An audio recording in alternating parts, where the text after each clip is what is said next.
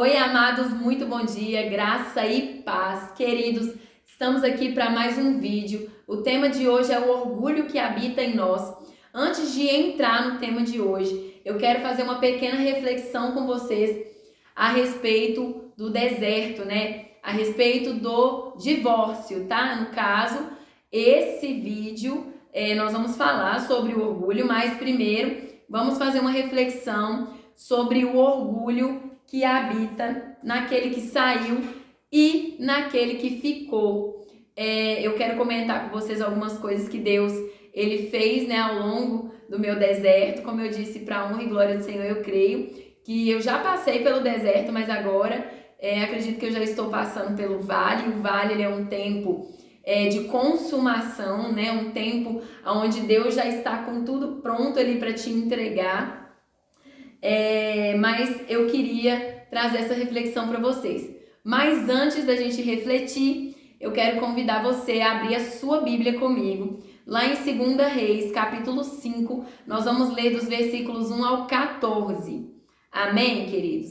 E a palavra do Senhor vai dizer assim: E Naamã, chefe do exército do rei da Síria, era um grande homem diante do Senhor e de muito respeito, diante do seu Senhor e de muito respeito, porque por ele o Senhor dera livramento aos sírios. Era este homem herói, valoroso, porém leproso. E saíram tropas da Síria, da terra de Israel, e levaram presa uma menina que ficou ao serviço da mulher de Naamã. E disse esta à sua senhora: Oxalá que o meu senhor estivesse diante do profeta que está em Samaria, ele o restauraria da sua lepra. Então foi Naamã e notificou ao seu senhor, dizendo: Assim e assim falou a menina que é da terra de Israel. Então disse o rei da Síria: Vai, anda, e enviarei uma carta ao rei de Israel. E então tomou na sua mão 10 talentos de prata, 6.000 siclos de ouro e 10 mudas de roupa. E levou a carta ao rei de Israel, dizendo: Logo em chegando a ti esta carta, saibas que eu te enviei Naamã, meu servo, para que o cures da sua lepra. E sucedeu que, lendo o rei de Israel a carta, rasgou as suas vestes e disse: Sou eu Deus para matar e para vivificar? Para que este envie a mim um homem, para que eu o cure da sua lepra? Pelo que deveras notai, peço-vos, e vede que busca ocasião contra mim. Sucedeu, porém, que ouvindo Eliseu, homem de Deus, que o rei de Israel rasgara as suas vestes, mandou dizer ao rei: Por que rasgaste as tuas vestes? Deixai-o vir a mim, e saberá que há profeta em Israel. Veio, pois, Naamã com seus cavalos e com o seu carro, e parou à porta da casa de Eliseu. Então Eliseu lhe mandou um mensageiro, dizendo: Vai e lava-te 7 vezes no Jordão. Assim a tua carne será curada e ficarás purificado.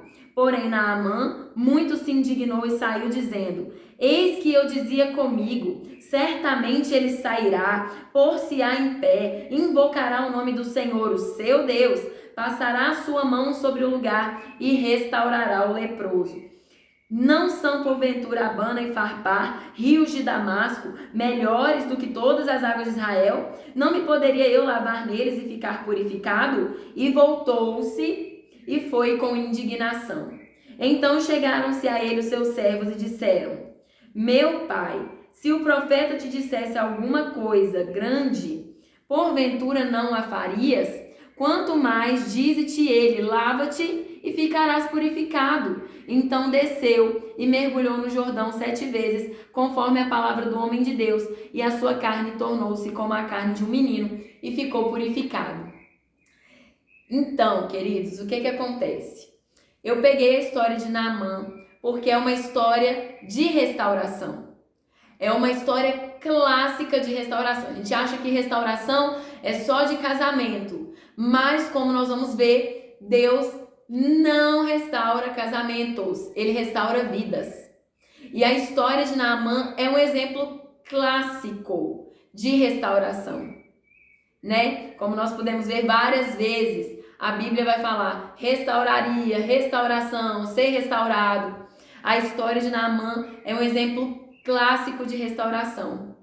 Só que veja bem, queridos, ao longo do meu deserto, chegou um tempo que eu estava vivendo, assim, uma alegria tão grande em Deus, era uma coisa tão surreal, que eu falei com Deus assim: Deus, eu não me importo mais de ficar sozinha. Se eu tiver que ficar sozinha o resto da minha vida, eu e o Senhor assim, eu quero ficar. Eu não quero mais o meu marido. Veja bem, querido, isso foi há uns 2 meses atrás. E eu falei: Deus, eu não quero mais o meu marido. Eu estou muito feliz assim, eu e o Senhor, e agora eu quero viver a sua vontade para mim. E aí um dia, Deus falou comigo assim, Deus primeiro usou a Michelle, a gente conversou a respeito, ela me falou algumas coisas e ela falou sobre o orgulho, né? Ela falou: Alessandra, isso é orgulho. E eu falei: orgulho? O que é isso, gente? Uai, eu tô aqui vivendo minha restauração, né? Deus trabalhando em mim. E aí, queridos, eu pensei e eu comecei a orar. E eu falei: Deus, eu não quero mais meu marido pelo seguinte: olha tudo que eu passei até aqui. O Senhor tem me usado, o Senhor tem usado a minha vida para falar com as pessoas através do canal, né? Como Naamã, que foi usado por Deus para libertar os sírios. E aí eu comecei a falar com Deus. E eu falei: Deus, eu não quero ele mais, eu prefiro ficar sozinha. E aí eu falei assim: mas seja feita a tua vontade, né, Senhor? Porque o Senhor sabe que independentemente do que eu quiser, eu vou fazer a sua vontade. E ele falou comigo assim: mas e se, apesar de tudo, eu trouxer o seu marido? Aí naquele momento eu parei, fiquei pensando, e durante alguns dias eu bati o pé e eu disse: Deus, eu realmente não quero mais, porque eu não quero mais aquele casamento. E isso, queridos, foi depois de 1 mês mais ou menos orando a respeito disso. E aí Deus falou comigo assim: mas é aí que tá. Eu não vou te dar aquele casamento. Eu vou te dar um casamento novo com o seu marido, se eu tiver que te dar. E aí eu pensei e falei: nossa, glória a Deus, né? Isso há 1 mês atrás, tá, queridos? De lá pra cá aconteceram muitas coisas, mas assim, naquele momento o que Deus queria era trabalhar o meu orgulho. Naquele momento o que Deus queria era me mostrar que independentemente se ele estava usando a minha vida ou não, né? Independentemente se ele viu algo em mim de bom ou não, como ele viu na vida de Naamã, eu precisava passar por um outro processo, que era a libertação do meu orgulho. Sabe, queridos, durante o nosso tempo casados, nós não enxergamos esse orgulho. E eu aprendi durante o processo de restauração que Deus, ele começa pela parte mais difícil. Que isso, sério? Sério. Deus começou me libertando da religiosidade, que era uma das coisas mais difíceis. Por quê? Porque eu não aceitava que eu era uma pessoa religiosa. Eu achava que eu estava servindo a Deus, a palavra de Deus, mas eu era só uma fariseia, se é que existe essa palavra, né? Eu era só mais uma hipócrita, achando que eu estava servindo a Deus, achando que eu tinha entendido a palavra dele e que eu era uma pessoa, por eu falar a verdade, a minha verdade, né? Que eu achava que era bíblica para as pessoas, eu estava levando Deus para as pessoas. Até o momento que Deus me pegou e ele falou: você quer viver a restauração? E eu falei: quero. Ele falou: você está disposta? E eu falei: sim, eu estou disposta. Aí ele falou assim comigo: mas vai doer. Você está disposta a passar por isso? Aí eu já pensei, falei: opa, peraí, vai doer? Eu já estou vivendo tudo isso, essa dor toda de ser rejeitada, abandonada, e ainda vou ter que viver mais dor. Mas chegou um momento que eu falei: tá, Deus, eu sei que a sua vontade é boa, perfeita e agradável, então sim, eis-me aqui, eu estou disposta. E aí, querido, começou meu processo de restauração e foi onde Deus começou a tirar de mim, primeiro, a religiosidade. Então entenda uma coisa: a primeira coisa que Deus vai tirar de você é aquilo que é mais difícil, o mais doloroso. Eita misericórdia. Queridos, eu tô tendo um problema sério aqui com calango. Eu tenho pavor. Essa madrugada acordei com uma lagartixa no meu braço em cima da minha cama. Eu nem dormi. Então se eu tô com essa cara amassada desse jeito, é por isso, é porque eu tô morrendo de sono. Mas então, queridos, olha só. Deus, ele vai começar por aquilo que for mais difícil. E por quê? Porque ele já pega tudo aquilo que você tá vivendo pra já dar tipo um gancho ali, sabe? e já tirar aquilo que está te afastando mais dele? Pois é, eu aprendi isso. E não só no meu deserto, mas vendo também os desertos das outras pessoas. E Deus, ele começou assim, ele começou me libertando da religiosidade. E logo depois ele foi me libertando de outras coisas, as quais eu não percebia, que eu vinha carregando e eu achava que não tinha nada a ver. E uma das últimas coisas agora que ele trabalhou em mim foi o orgulho. O orgulho. O orgulho que nós não enxergamos, que nós achamos que não existe. E principalmente pelo fato de ver Deus trabalhando em nós, nós achamos que já estamos libertos. Até o momento em que Deus vai nos mostrar o quanto nós somos orgulhosos. Porque, queridos, de fato, nós vemos o orgulho do outro, né? Do cônjuge que saiu. A gente vê esse orgulho, ele é nítido, né? Porque a pessoa que saiu, ela é tão orgulhosa, que ela quer, de qualquer forma, rebaixar o cônjuge que ficou. Ele quer, de toda forma, jogar aquele cônjuge no chão. Ontem, por exemplo, eu fui na casa de uma amiga, fui levar a menininha dela lá, porque já falei com vocês que eu faço transporte escolar. E ela falou comigo assim, Ale, eu tava arrumando meu cabelo esses dias no salão e a cabeleireira tava falando de vocês lá. Olha pra você ver. E ela falando que o marido dela joga futebol com o seu marido e que ele falou com o marido dela que ele te largou porque você nunca trabalhou, porque você nunca ajudou ele em nada, porque você nunca fez nada. Então olha para vocês verem, queridos, esse orgulho de quem saiu, ele fica nítido para nós, porque a pessoa que saiu, mesmo que ela tenha que inventar 1 milhão de mentiras sobre você para te jogar lá no chão e inclusive denegrir, manchar a sua imagem com as outras pessoas de fora, uma aranhinha aqui, ela vai fazer isso. Ela vai fazer. Entende? Por quê? Porque o orgulho dela é tão grande que ela quer sair no pedestal. Ela quer sair fazendo com que as pessoas lá fora olhem para ela achando que ela é boa demais para você. Entendeu? Que ela é maravilhosa demais para você. Que você era pouca coisa para ela. É isso que acontece com quem sai. E essa pessoa vai falando mal de você. E assim, é claro que eu sabia que aquilo não era verdade, porque eu sempre trabalhei, eu trabalho desde os meus 9 anos de idade, sempre ajudei meu marido. Chegou um tempo, inclusive, que eu fiquei uns 2 anos sustentando a casa, né, para ver se o meu marido conseguia dedicar mais tempo para as meninas, mais tempo para mim, mas não resolveu nada. Então, assim, são coisas que a gente vai vendo com o passar do tempo, né? São coisas que a gente vai vendo à medida que Deus vai criando as situações na nossa vida. Então, eu achava que o único orgulhoso nessa história toda era ele, né? Eu achava que era ele. Só que aí, à medida que eu fui vivendo o meu processo de restauração, é que eu fui vendo que havia um orgulho dentro de mim, um orgulho que estava habitando em mim, que à medida que Deus foi trabalhando na minha vida, foi me libertando, me fez olhar para o meu marido a ponto de achar que eu era melhor do que ele de alguma forma, queridos. Que me fez olhar para o meu marido a ponto de pensar de alguma forma que eu merecia mais do que ele, que eu era melhor do que ele, que eu estava sendo trabalhada em Deus e ele rejeitado.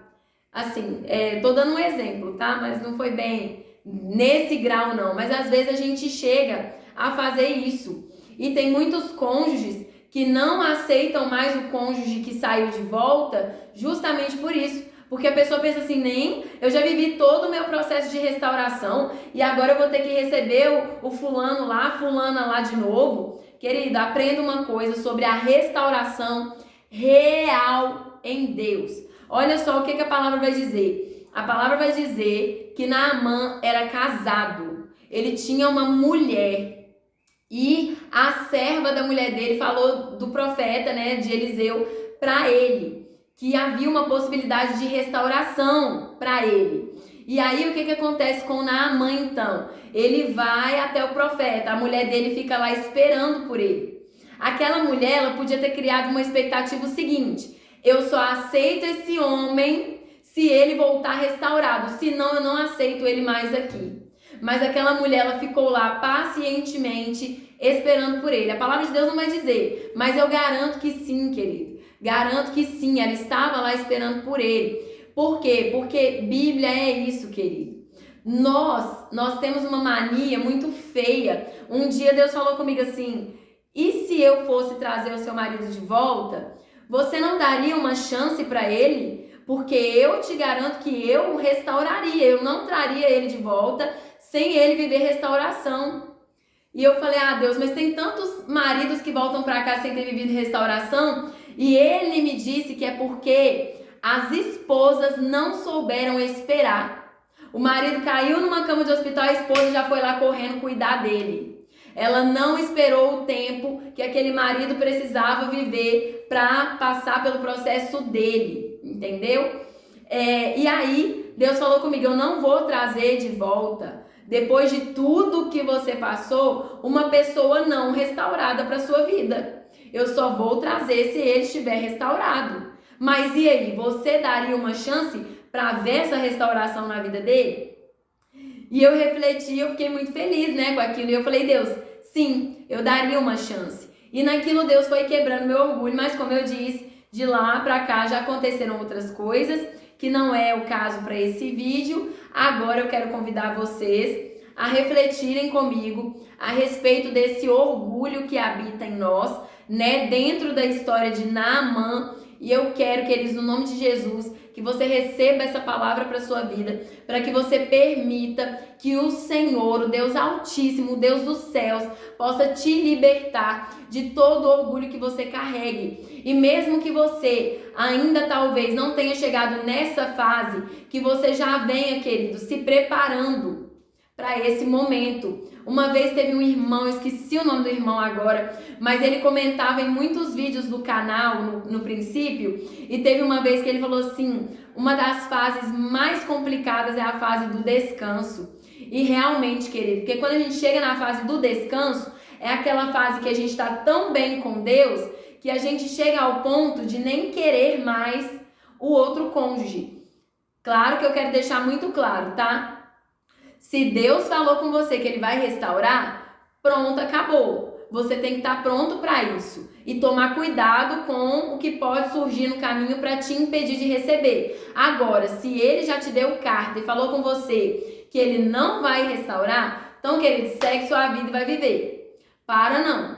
Vá em frente que ele vai trabalhar na sua vida. E outra coisa, querido, que eu quero falar com você é sobre o tempo, né? Quero falar com vocês sobre isso. Nós somos muito imediatistas, né? Mas uma coisa eu quero trazer a reflexão de vocês nesta manhã, que é o seguinte: veja bem, nós temos a mania de querer que Deus faça tudo muito rápido. Ai, Deus, eu quero minha restauração, eu quero que o Senhor me liberte disso, eu não aguento mais essa dor. Mas olha para vocês verem, eu já estava ali há 6 meses do meu deserto, 7 meses, eu tô até meio perdida nisso aí, querida. O tempo tá passando tão rápido, mas eu já tava ali vivendo tanto tempo do meu deserto, e olha pra você ver, mesmo assim, Deus ainda me mostrou que havia em mim um orgulho muito ruim, um orgulho que ia me atrapalhar. Se o meu marido voltasse naquele momento, eu não ia recebê-lo de volta. Eu não ia aceitá-lo. Por quê? Porque o meu orgulho ia me impedir de aceitá-lo. Então, querido, não tenha pressa. Deixa Deus agir na sua vida. Deixa Ele tirar o que Ele precisa tirar. Deixa Ele trabalhar no que Ele precisa trabalhar. Porque tem coisas aí que você não vê, mas que estão aí. Deus precisa remover da sua vida. Amém? Não tenha pressa, querido. Eu sei que dói. Eu sei que é difícil. Mas Deus sabe o tempo que você precisa, querido. Porque Deus, Ele não chega arrebentando tudo. Deus, Ele não chega chutando balde. Ele não vai chegar na sua vida tirando tudo de uma vez. Entendeu? Ele vai te permitir ver cada coisinha que tem te atrapalhado, cada coisinha que tem sido ruim na sua vida. Ele vai te permitir ver cada coisa. E Ele vai te permitir viver a libertação de cada coisinha. Para no final você olhar e falar assim: nossa, o irmão ali tá passando por isso e eu já passei por isso. Para você poder ajudar os outros, entende? É disso que se trata a restauração. É para você poder ajudar outras pessoas. Então Deus, Ele vai te permitir ver detalhe por detalhe do que você tá passando. Ah, mas o fulano lá foi restaurado em 2 meses. O ciclano foi restaurado em 3 meses. Querido, Deus sabe o tempo que você precisa. Deus sabe tudo que Ele precisa tirar na sua vida. Deus sabe todas as coisas. Então, espera o tempo dele. Deixa Ele trabalhar na sua vida. Amém? Bom, vamos então para a reflexão na palavra, né, de hoje. Em 2 Reis, capítulo 5, na história de Naamã. Não sai do vídeo. Fica aí até o final, porque eu garanto que o que Deus vai falar com você nessa manhã, querido, vai mexer no seu coração, vai mexer na sua estrutura e com certeza tem a intenção de te fazer uma pessoa ainda melhor do que você já é. Amém? Todos nós, enquanto seres humanos, carregamos uma parcela de orgulho. No dicionário, o significado de orgulho é sentimento de prazer, de grande satisfação com o próprio valor, com a própria honra. O orgulho traz consigo a arrogância, prepotência, vaidade, teimosia, ressentimento, falta de empatia e julgamento. O orgulhoso se julga superior aos demais. E hoje, para compreendermos melhor um pouco mais sobre o orgulho, vamos ver a história de Naamã. A palavra de Deus vai nos ensinar que Naamã era chefe do exército do rei da Síria. Era um grande homem diante do rei e diante de Deus, que o usara para libertar os sírios. E a palavra vai nos dizer que ele era poderoso, de muito respeito e herói valoroso. Mas ele carregava algo em si que não era bom: a lepra. Na Bíblia, vemos a lepra representar muitas vezes o orgulho de alguém. A lepra era uma doença contagiosa, mas não impediu Naamã de se tornar quem ele se tornou. O grande problema é o que faremos com nosso próprio valor, é o que faremos com as nossas qualidades, com os livramentos que Deus irá nos proporcionar. Mesmo leproso, ele era um homem benquisto e respeitado, porque era corajoso, destemido, mas havia um grande impedimento que o poderia paralisar a qualquer momento: uma enfermidade. Todos haviam, inclusive ele mesmo, mas ele não sabia como lidar com ela. Até que um dia ele levou uma menina israelita presa, que se tornou serva de sua esposa, e ela falou de um profeta, alguém que o poderia curar. E como? Através da restauração. A restauração é um canal que nos liberta de nós mesmos, que tem por intenção nos curar de todo o mal que carregamos. E Naamã, ouvindo que poderia ter uma chance de cura, vai ao rei da Síria e este envia uma carta ao rei de Israel, comunicando que lhe enviaria Naamã e pedindo-o que o curasse. Mas o rei de Israel fica indignado porque o rei da Síria não entendeu que havia um Deus poderoso em Israel que fazia milagres e maravilhas e não um rei. Mas quantas vezes temos dado honra às pessoas erradas? Temos colocado a nossa esperança nas mãos de homens. Mas Deus conhecia a intenção do coração de Naamã e por isso o profeta estava lá com o rei, só esperando. Eliseu, um profeta de Deus, já estava pronto para receber Naamã e glorificar o nome de Deus. O orgulho é um pecado da nossa carne. Por isso ele nos torna tão vaidosos. Naamã chega até Eliseu, mas não é bem recebido como ele era na Síria. Eliseu envia um mensageiro para dizer a ele qual seria o processo pelo qual ele deveria passar para ser purificado, curado e restaurado. A primeira intenção de Deus aqui era mostrar que perto dele, Naamã era como qualquer outro. E segundo, havia um processo até a cura. Será que ele estaria disposto a vivê-lo? Será que nós estamos dispostos a reconhecer nossa pequenez diante de Deus? Mesmo sendo importantes, respeitados, valorosos por todos? Será que estamos dispostos a descer do cavalo e seguir rumo ao processo de cura? Muitos de nós faz como Naamã, se indigna, porque acha que Deus tem alguma obrigação conosco, porque achamos que Deus tem que nos receber com respeito, com aplausos, achamos que é Ele quem tem que vir até nós, quando somos nós que temos que descer. Criamos expectativas ao longo do caminho do que Deus vai fazer conforme aquilo que queremos. Queremos que Deus satisfaça nosso ego ferido, que Ele faça conforme a nossa vontade. Mas podemos ver mais uma vez que Ele trabalha como Ele quer.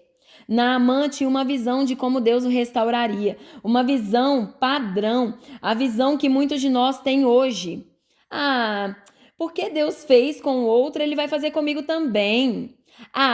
Se Ele fez isso com o outro dessa maneira, Ele também vai fazer assim comigo. Queridos, a restauração de cada um não é padrão, porque Deus, Ele é criativo. Ele já tem um processo com um resultado todo especial para nós. Naamã queria se banhar nos melhores rios. Ele não queria um Deus simples. Ele queria o melhor, porque ainda se achava melhor. E a pergunta é: quem somos nós? O problema de não enxergarmos a simplicidade de Deus é que podemos então acabar abrindo mão da nossa bênção. Naamã, indignado, já ia embora. Mas Deus providenciara mais possibilidades para que ele não desistisse. Pessoas que acreditavam que o pequeno, o desprezível, o pouco já era o suficiente. Amigos que queriam bem dele. Quem tem andado com você? Essas pessoas te aproximam ou te afastam do propósito de Deus para a sua vida. Elas entendem a restauração, elas te incentivam a continuar. E por causa do que Naamã ouviu deles, ele desceu. Finalmente ele desceu. E essa atitude fez ele viver o processo e assim a cura. O homem altivo, vaidoso, arrogante, entendeu que para viver o processo de restauração de Deus é preciso descer. É preciso deixar tudo. É preciso se diminuir. A cura nos leva ao desconforto e muitas vezes à indignação, porque queremos bater o pé com Deus e queremos que seja do nosso jeito, no nosso tempo, mas Deus é Deus. Siga o processo que Ele traçou para você, não se desvie dele. As pessoas que estavam com Naamã possivelmente também gostariam de viver um milagre, mas elas estavam ali para viver e compartilhar o milagre de Naamã com ele, para que ele tivesse ânimo e forças para concluir o seu processo e viver a restauração. Ninguém mais recebeu um milagre, porque aquele era o momento de Naamã. O seu momento vai chegar. Você só precisa buscar em Deus qual é o processo que Ele quer que você viva e descer. E entenda, existem processos que serão para curar só você.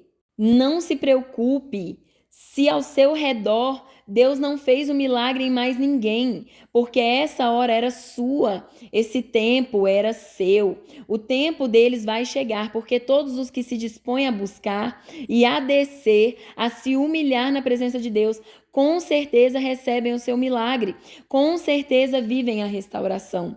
Alguns a viverão sozinhos, outros poderão compartilhá-la com alguém que amam. Naamã primeiro viveu sua restauração só, mas quando voltou para casa, pôde vivê-la com a esposa que o esperava. Pode não parecer, mas tem alguém nos esperando logo após esse processo de restauração. Aleluia!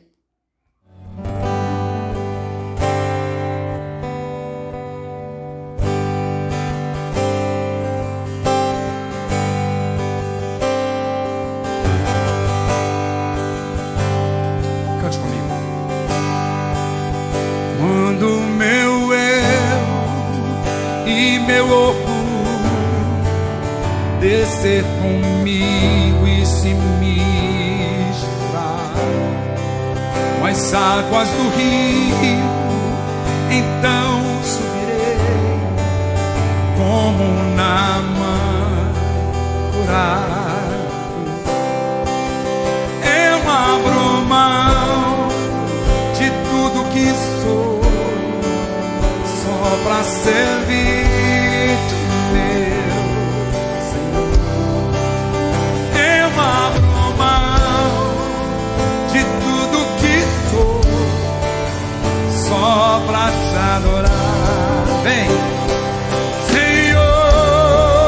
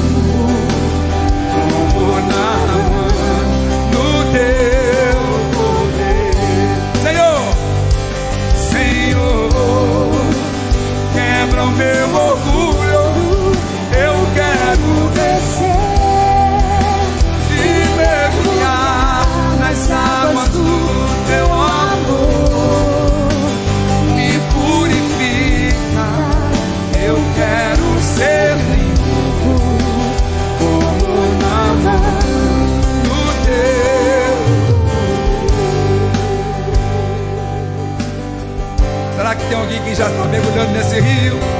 Será que tem 3 aqui que já estão mergulhando nesse rio? Oh, glorificar quando meu